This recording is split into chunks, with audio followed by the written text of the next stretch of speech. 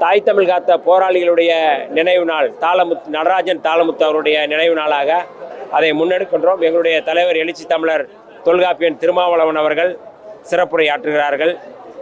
இன்றைக்கு பராசக்தி போன்ற திரைப்படங்கள் வந்ததன் மூலமாக மீண்டும் அந்த மொழிப்போருடைய தியாகம், இதற்காக வீரச்சாவடைந்த போராளிகளுடைய நினைவை போற்றுகின்ற வகையில் இந்த தலைமுறை அந்த பராசக்தி திரைப்படத்தை பார்த்து அதை சிறப்பு செய்கிறார்கள்.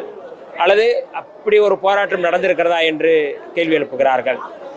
மீண்டும் இன்றைக்கு பாரதிய ஜனதா அரசு ஒற்றை இந்தியாவாக, அது இந்து ராஷ்டிரமாக, ஒற்றை நாடாக, அது இந்தி நாடாக மாற்ற முயற்சி செய்கிறார்கள். இந்து தேசியத்தை கட்டமைக்க முனைகிறார்கள். அவருடைய இலக்கு என்பது இந்து ராஷ்டிரம், இந்து தேசியம்தான்.